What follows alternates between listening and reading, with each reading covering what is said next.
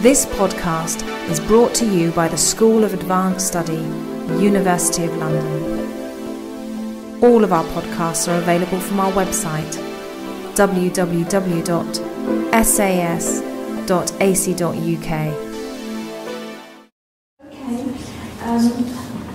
First of all, I want to reiterate the thanks that everyone else has been voicing to Jill for being the mastermind and the driving force behind this network, and who has given us the impetus to plan these workshops. I found today to be really illuminating, and I'm sure I'm not the only one, judging by conversations I've had in the corridor with people. It falls to me, and I'm feeling very insecure about this, to try to pull things together. I've got a few ideas which I'll throw out, and then I'm very happy for other people to help me out. And Jill has asked me at the end to allow 5 to 10 minutes to discuss the format of the day, so that when we plan the next event, we can learn from what you have to tell us about how today has been organised. So I think the cultural breadth of this network is extremely instructive, and it's a pity that we didn't have a Turkish perspective on this. It would have been very different again, I'm sure. But even with today's range of geographical space, I think it has thrown up, in my mind, different ideas around motherhood and different preconceptions which have been brought into contact with one another. We heard mentioned the Cape Verde mothers and how they're considered from the perspective of Portugal, and that made me remember the issue with Madeleine McCann, and when the Portuguese press regarded completely differently from the English press the fact that her mother had gone out for a meal and left the children alone, etc. So there are all these different ideas of what constitutes good mothering or defective mothering, which have to be taken into account according to which culture we're looking from. So the geographical spread, I think, is very fertile. And then the interdisciplinary spread as well has taught me a huge amount already in one day. So I'm sure there's a lot more to learn from that. Coming from literature myself, I was learning a lot from the political perspective and the psychoanalytic and legal perspective. But I think also I thought about for the first time what literature has to offer those disciplines. In particular, what's come up today, strikingly, is the really concrete value of things which one could have thought are just a sort of embellishment of literature, which is the meanings that can come out of imagery on the one hand and humour on the other, and how it can enable one to approach issues differently from how one does in a sort of a more factual discipline. I was particularly struck to hear that reading Baudelaire, Beside the Sea, was more upsetting to Ruth than reading real-life legal cases of a similar nature, when common sense might have made me think, well, it's worse if you're reading about real people. But of course, the way it is presented is different, and so I can well understand how the literary perspective has something to offer. As for a thread which has run through the day, if I had to pick out one idea which kept coming into my mind as I was listening to the very varied contributions everybody made, I think the word I would pick on is the question of choice with respect to motherhood. I think it's interesting that the network has decided to date itself from the 1960s, and we discussed on the steering committee quite a lot why 1968, why not some other date. And then a case could be made for all sorts of different dates, and in different cultures, different dates have particular watershed moments. One could talk about 1975 if it was Spain, because that's the end of the Franco regime, and 1968 is less meaningful, etc., etc. But we've ended up with 1968, and I think it's important in the sense that it's round about then that motherhood is thought to become a choice, apart from sexual abstinence, as the only other way if you want to not become a mother. In other words, it's when contraceptives become easily available that there starts to be the notion of deciding to be a mother or not to be, and therefore putting on women's shoulders this idea of taking responsibility for choosing to become a mother at the right moment, at the wrong moment, too young, too old, when you're married, when you're not married, when you can afford it, when you can't afford it. And that whole notion of choice starts to be an issue from then. But I wondered, we put choice on such a pedestal nowadays, as that's what we all have a right to, and that's what we all want in all areas of life. Maybe we should be asking ourselves, first of all, is the choice illusory? And some of what we've heard today has made me realise that it perhaps is more illusory than we think. Okay, contraception is available, but Roberta sensitised us to political decisions which incentivise or disincentivize people's choices. And we've heard about the psychological and psychiatric consequences of succumbing to or resisting pressures of that kind. And even if we look beyond this choice to become a mother in the first place, and we heard also from Deborah Cameron the extent to which people before they have to make that decision feel there are pressures on them either one way or the other. Then there are all those other choices, what kind of mother to be a working mother, a non-working mother, to be the kind of mother who tells one's child about the meaning of life, or who just points out of the window and cuddles them. Even the choice to stay alive, as though one has a choice in that, and that is a worrying one too. Now, of course, that was handled satirically, as we said, but I think it throws into relief that perhaps this idea of choice is somewhat illusory at an individual level. It's by saying, you know, shall I choose to die of cancer, or shall I try and stay alive because I've got a child now, is perhaps a humorous way to point to the fact that these sorts of choices seem to be choices, that maybe we are being manipulated by cultural discourses more than we realise and more than we care to recognise, because we want to believe in this myth. So the corollary of thinking we've got a choice and deciding to believe we have all these choices with relation to motherhood, I think, can be the concomitant guilt and blaming for making bad choices and wrong choices, or selfish choices, or overly fashion conscious choices, or etc., etc. And I think part of what we heard about about the side of the sea is a terrible price paid for all of that guilt and all of that responsibility placed on the protagonist's shoulders. So that was what I had in mind to say.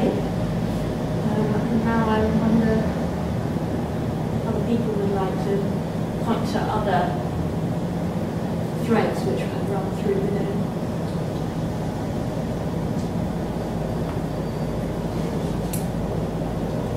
I was wondering when you started us off, literally the other three, sort of started the day, so to speak, if you could perhaps say a few words. where we've been today.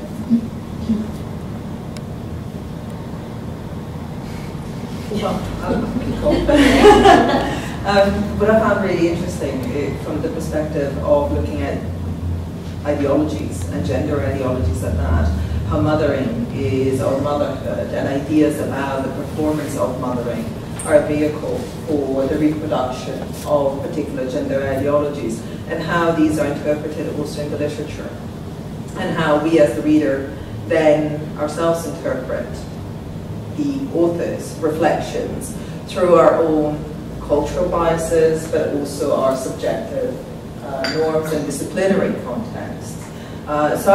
For me, certainly that I found very useful. And I was just thinking now, when you were talking about choice, and a lot of the discussions that we've had today seems to be a direct criticism of preference theory. The fact that, you know, women may choose to, well, rather that women, particularly mothers, have a choice, that they're free rational actors, that actually there are structures, and these are social structures, they're legal structures, they are economic structures within which we are always bound, and that we actually perform our identities, our subjectivities, but also mothering and a particular ideology of gender. So I found that actually quite interesting. Yeah, I think the whole cliche of saying, you know, motherhood and apple pie, the two things you can't be against, it's very illustrative, because that's a very outside view. Once you start looking at motherhood from the inside, then you start finding out about this question of ambivalence and the problematic elements. But the whole fact, apart from the insulting connotations of placing motherhood alongside apple pie, I don't know, two tasty, you know, pleasant things that you can't uncomplicate and pleasant, unproblematic.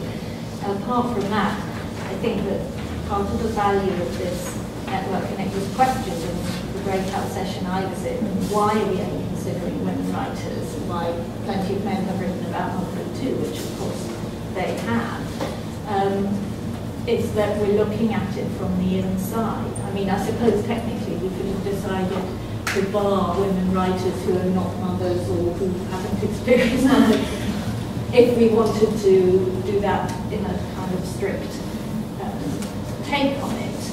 But I think even women who are not mothers have then had to deal with that, the fallout of not being.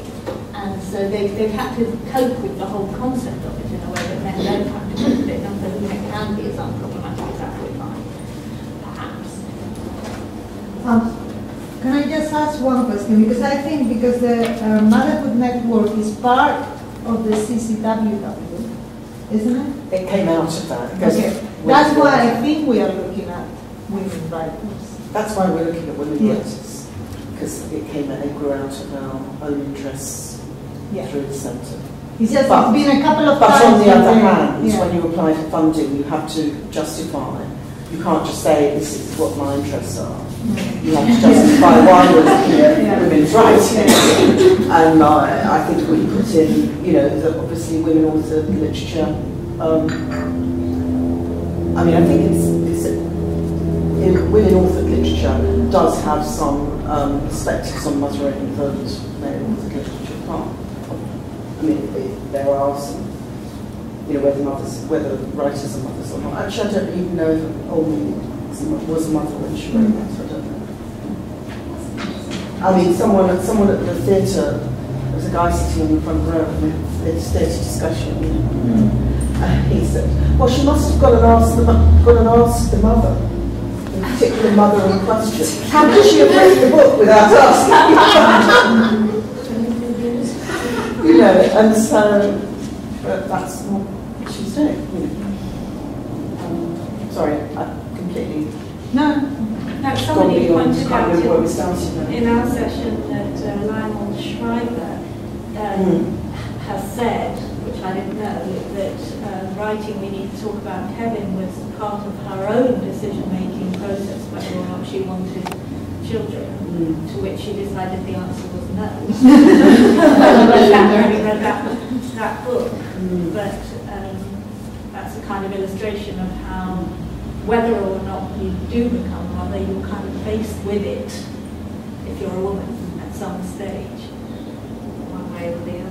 I think also the choice of, we're trying to do an awful lot of, we're trying to do something with a lot of variables in this group already. We've got huge sort of cross-cultural variables and huge disciplinary variables, which is sort of, we need to have, if you just sort of open it up to any literature in a way, I think that's also, you can't produce more variables. Just to respond to what you're saying about the structure of the network, which is, I absolutely understand all things come out of the history, don't they? All these kinds of things come out of institutional and professional history where we've worked with people and so on. But I think there are ways in which we might, and I've been really struck today by the way in which in all the sessions we've been talking about motherhood, as though motherhood is something which happens in this kind of particular place and has nothing to do, the experience of it has nothing to do with wider social structures and determinants. Sorry, I'm not probably putting this very clearly, but as though somehow this, unlike any other part of one's life, is something which is absolutely, as it were, going on in a separate channel, a separate sort of almost canal, while the rest of life is going on outside and around it. Does that make any kind of sense? That we, and it's not just us, it's the writers, it's everything we've been looking at. There's this kind of assumption, not the kind of commodification of motherhood the way that I was talking about earlier, but the idea that it's somehow timeless, deeply subjective, cut off from everything else in society. Well, of course it's not. It's interpenetrated with absolutely everything else all the time. And maybe we need to kind of just push that. I think that will happen as we go through, because all the rest of the workshops are linked on motherhood into context. Yes. And I suppose kicking off here, we left that context wide open. Yes. And so what we're trying to do, or what we've ended up trying to do, is to talk without context. Yes.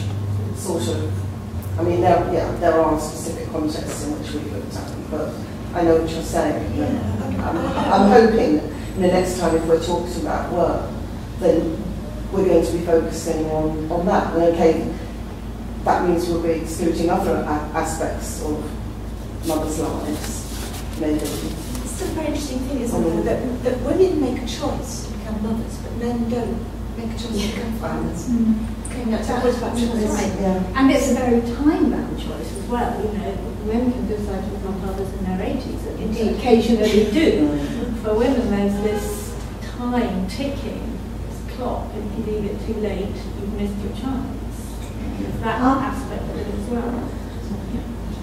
And there are questions of broader social responsibility, which I thought were drawn out of Ruth's book. Who takes responsibility? That's an ethical question. It's a fundamental question. It's a social question. And yet we're treating it as our responsibility. But actually, thinking about choice, it is absolutely a very deep personal choice for some women, not for all women, but it is one that actually is supported by public policies, by legal structures, by welfare structures, and that it is also one that governments seek to, or states seek to shape, as we are seeing in relation to the demographic time bomb. European governments finally awoke to the fact that Europe's population is aging. And, with 7 billion people on the planet, there is one very open and easy solution to the problem, which is open immigration. No government is actually going to get re-elected, particularly within this current moment in Europe's history. So you have to tackle it in different ways. Women are clearly making a choice that governments don't entirely like. They're having fewer children. They're actually having fewer children. They're postponing motherhood. In the case of Italy, they are the one-child syndrome is actually deeply entrenched within the kind of demographic problem of the country and is having economic repercussions. So governments actually are trying to shape women's choices. Which were in turn shaped by previous... Absolutely, yeah. So they're not disentangled from the kind of social... No. But that's what I was saying earlier, perhaps I didn't articulate it well enough. That's where the gender ideologies come in. It is all underpinned. So gender and the ideology around it is kind of all encompassing, and mothering is this kind of vehicle for the transmission of a particular gender ideology because it's so divisive, and in a way, Yeah, I was just thinking, I don't think that we just been looking at mothering or motherhood just like that, because we started with politics, we continue with law, we have been talking about the social repercussions of the fact that the narrator of the novel is poor, so we've been talking about poverty. I don't think we've just been talking about motherhood. I'm not making my point clearly, and I'm really not, but I just feel that somehow there's a kind of, perhaps easy to help me, we have a kind of assumption somehow still that all the responsibility for, let's just call it reproduction, is somehow the responsibility of mothers, rather than fathers, grandparents, or the neighbour, or somebody else. And that seems to me to be at the heart of so much of the kind of disturbance and guilt and so on that we feel. Does that put it more clearly? I think that's really true. And I think it's also, I notice in the discussions we've had in Manzi over the last 5 years, we often get to a point also of this characterisation of motherhood as exceptional, as an exceptional experience, which I think there's a question of why does it become exceptional? Yes. And at the same time, the underbelly of that discourse is of its complete mundanity and how it's actually trashed culturally and it's a kind of destitute kind of subjectivity. And I suppose it's the polarisation of the discourse that we notice here. And there is something very upsetting, I think, about noticing we've maybe reenacted that polarity around destitution and exceptionality, and it does get played out in particular, I think, around the issue about whose responsibility is it anyway. Because it feels such a weird thing to do academically, to elevate motherhood to the status of something to be studied. And I have this all the time. What's your research interest? Or where work on maternal beginnings? Have you got beyond that? All of that stuff. It's a huge shame around the fact that there is shame. It's a huge amount of shame. Very interesting word. Around the fact that you still want to talk about this stuff. And at the same time, culturally, we're obsessed with mothers. People talk about this all the time. There's this constant obsession with regulating motherhood, with motherhood as this absolutely intensified culture and social around choice. And I think all of that will get played out in the network. There isn't a way around that.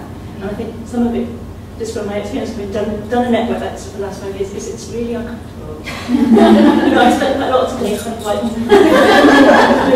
conversation again, and, am I bored or am I not contemplating? It's just, it is a struggle.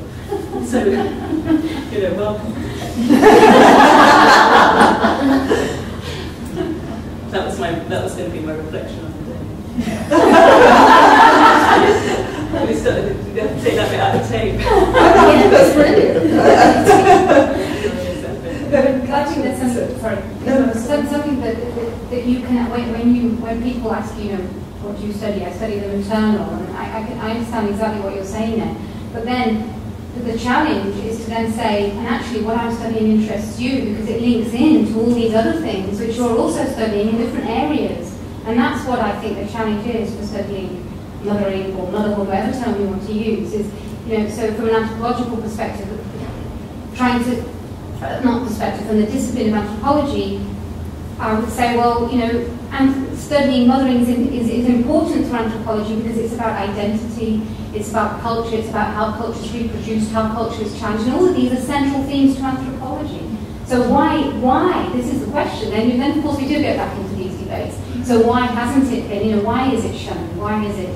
I mean, I can relate to what you're saying, and I think the challenge is that is to always say I'm studying mothering, and it links into these other And that's why this is so interesting, to do something interdisciplinary, because that's what you're doing. You're pushing these boundaries so that all kinds of hybrid conversations can emerge, which you don't actually know at this stage what they may be and what kind of links could come.